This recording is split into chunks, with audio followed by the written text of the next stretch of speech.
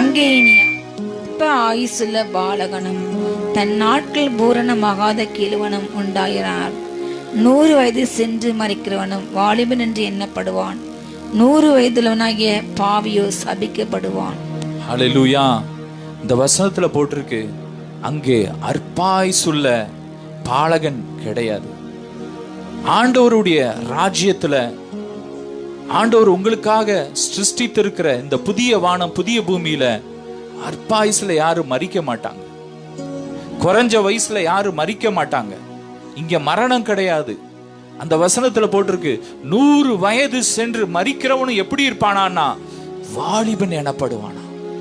100 வயசுல இருக்கிறவனும் வாலிபன் எனப்படுவானா. வேதம் சொல்லுது, கர்த்தருக்கு காத்திருக்கிறவர்களோ புது பலன் அடைந்து கழுகுகளை போல செட்டை விரித்து எழுப்புவார்கள். கழுகு எப்படி இருக்குமானா, அது ஒரு குறிப்பிட்ட காலத்துல என்ன ஆகுமானா, அது உடம்புல உள்ள எல்லாம் முடி எல்லாம் உளுந்து ஒரு வயசான மாதிரி ஆயிருமா. திடீர்னு அதுக்குள்ள ஒரு புது பலன் வருமா. உடனே என்ன ஆகுமானா, உளுந்த முடியெல்லாம் முளைக்குமா, விழுந்த பல்லு முளைக்குமா. திரும்ப அது செட்டை விரிச்சு அது இளமையில இருந்த மாதிரி திரும்ப எழும்புமா. அதே போலதான் ஒருவேளை நீங்க உங்க சரீரத்துல ஆரோக்கியத்தை இழந்திருக்கலாம், உறுப்புகளை இழந்திருக்கலாம். ஆனா வேதம் சொல்லுது, கழுகுக்கு சமமாய் உங்கள் வாழ வயது திரும்ப வரும். 100 வயசு சென்று மரிக்கிறவனு வாலிபன் எனப்படுவானா. நீங்க சொல்லுங்க, நான் 100 வயசுல 20 வயசு மாதிரி தான் இருப்பேன். 100 வயசுல நீங்க 20 வயசு மாதிரி தான் இருப்பீங்க. உளுந்த உங்க பல்லு எல்லாம் புதுசா மாறிடும். உளுந்த உங்க முடியெல்லாம் திரும்ப முளைச்சிரும். இயேசுவின் நாமத்தினாலே சொல்றேன், உங்க வெள்ளை முடியெல்லாம் கருப்பு முடியா மாறிடும்.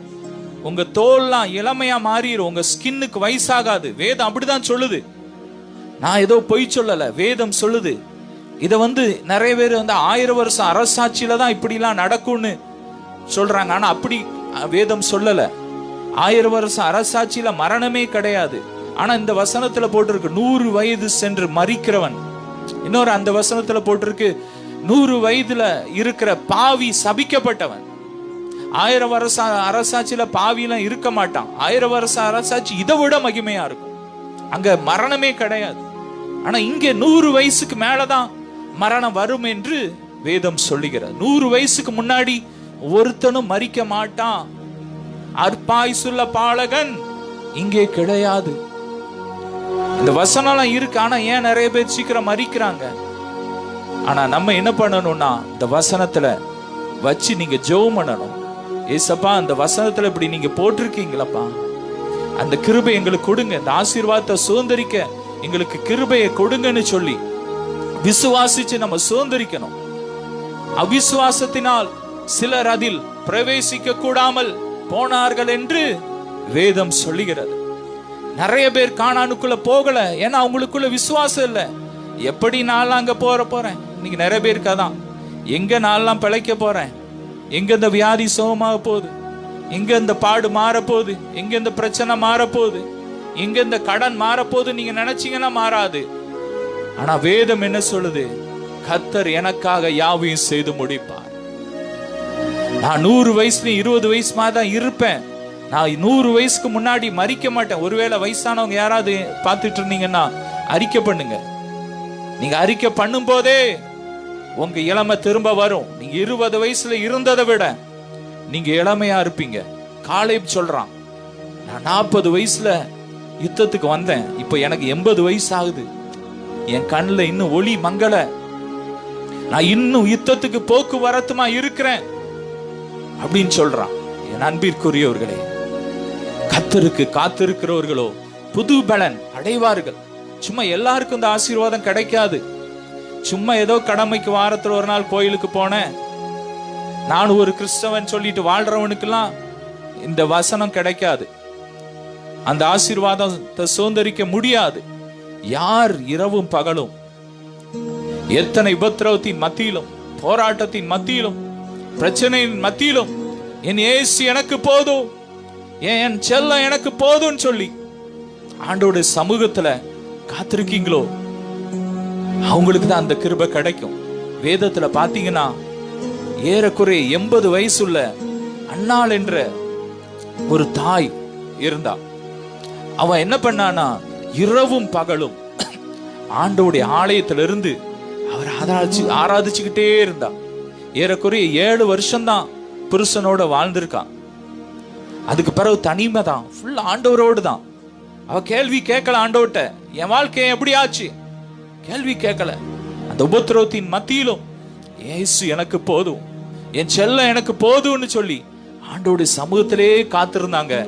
நாளொன்று வந்தது, தேவகுமாரனை அவர்கள் தரிசித்தார்கள். கையில வச்சு அவங்கள தூக்கி சுமக்கிற ஒரு பாக்கியத்தை தேவன் கொடுத்தார்.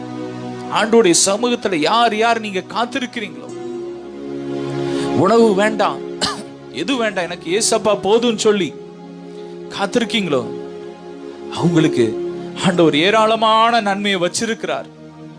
அவங்களுக்கு மரணம் கிடையாது. ஆண்டவருடைய சமூகத்துல இருக்கிறவங்களுக்கு மரணம் கிடையாது, வியாதி கிடையாது, அற்பாயுசு கிடையாது. பாதி வயசுல போக மாட்டீங்க. இயேசு நாமத்தினால நீங்க சொல்றேன், நீங்க ஆண்டவர் பாதத்துல காத்திருங்க, உங்களுக்கு வயசாகாது. ஒருவேளை உங்க பல்லு விழுந்துட்டா திரும்ப முளைக்கும். ஸ்மித் விக்கில்வர்த் என்ற ஒரு தேவ மனுஷனுக்கு 82 வயசுல ஆண்டவர் புது பல்வரிசையை கொடுத்தாராம். டாக்டர்ஸ்லாம் ஆச்சரியப்பட்டாங்களாம், இது நடக்க சான்ஸே கிடையாது. 1 பல்லு 2 பல்லு இல்ல, அவருடைய முழு பல்லும் அப்படியே புதுசா 20 வயசு பையன் மாதிரி மாறிட்டு.